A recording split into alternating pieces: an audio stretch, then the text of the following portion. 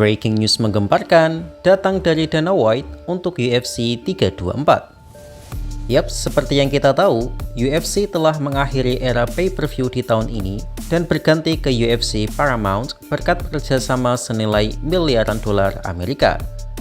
Banyak fans yang penasaran siapa fighter yang akan mengisi main event pertama di UFC berangka tersebut.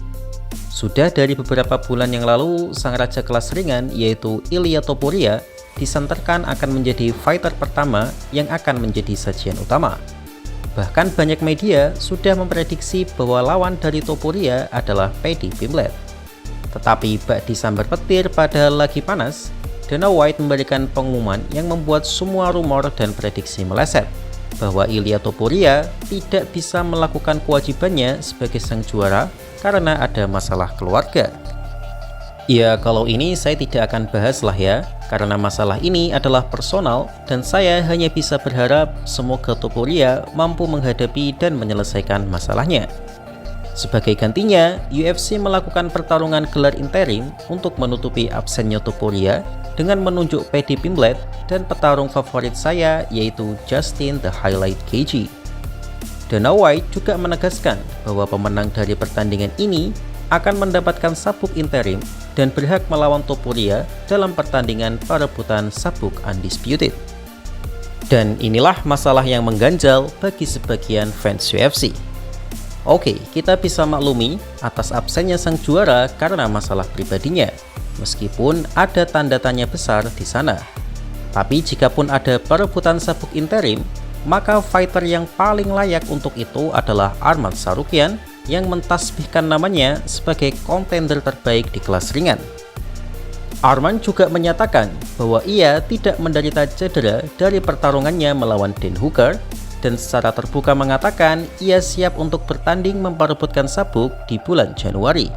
Mau itu melawan Paddy atau Justin tidak akan menjadi masalah, tapi orang pertama yang dihubungi seharusnya adalah Arman Tsarukyan.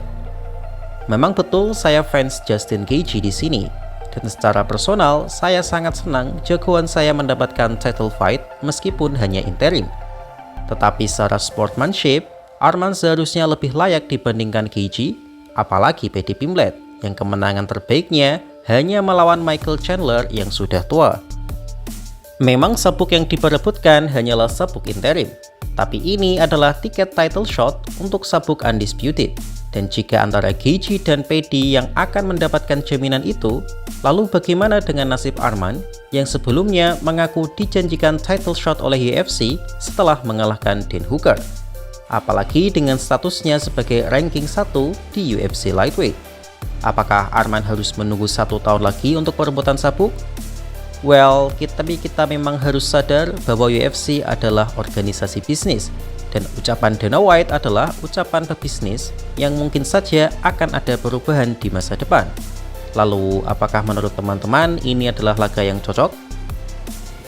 Dan jika kita kritis terlepas dari masalah pribadi Topuria, tapi saya berani bilang bahwa Topuria benar-benar menghindari Arman Tsarukyan. Sekali lagi, saya tidak bilang Topuria takut pada Arman, tapi menghindarinya adalah sesuatu yang sulit dibantah. Mari saya berikan buktinya.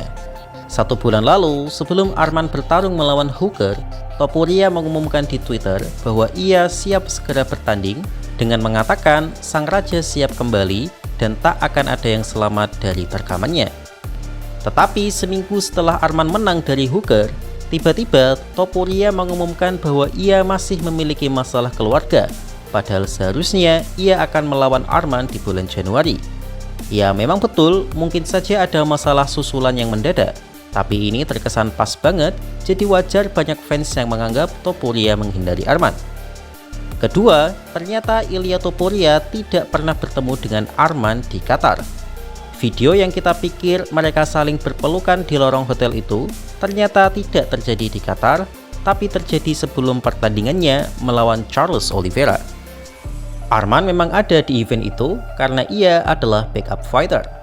Hal itu diungkapkan langsung oleh Arman dalam podcastnya bersama Daniel Cormier. Arman menyebut bahwa Topuria adalah fighter yang sangat fake karena apa yang diucapkan di Twitter dan face to face sangatlah berbeda.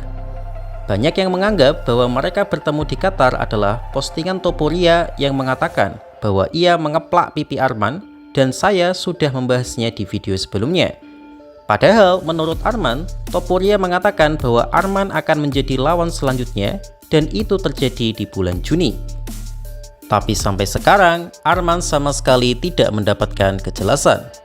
Dan bukti terakhir tentu saja omongan Topuria sendiri yang lebih memilih menanggalkan Sabuk dibandingkan harus melawan Arman. Ini dikuatkan dengan Ilya yang akan menghadapi Justin ataupun Paddy. Dan setelah itu, sangat besar kemungkinannya Topuria akan meninggalkan Sabuk dan memilih naik ke kelas welter guna melawan Islam Makhachev. Ya, tapi bisa saja sih Topuria langsung naik menanggalkan Sabuk, mengingat Topuria adalah Topuria, sehingga Arman akan melawan pemenang Sabuk interim untuk Sabuk Undisputed. Dan ini benar-benar membuktikan bahwa Topuria memang alergi terhadap Arman Tsarukyan. Jadi bagaimana menurut kalian? Detail menarik seusai UFC 322 dan UFC Qatar Part 3. Yaps, dua event ini memang memiliki banyak unsur entertainment. Bang, kenapa gak bahas divisi yang lain? Ya karena di divisi lainnya saat ini, sisi entertainmentnya masih kurang dan persaingannya kurang panas. Bahkan event UFC 323 yang memperebutkan dua sabuk, yaitu sabuk kelas bulu dan kelas bantam, masih terlihat sepi dari pemberitaan, karena memang hal menarik yang bisa diulik mungkin tidak diminati oleh penonton.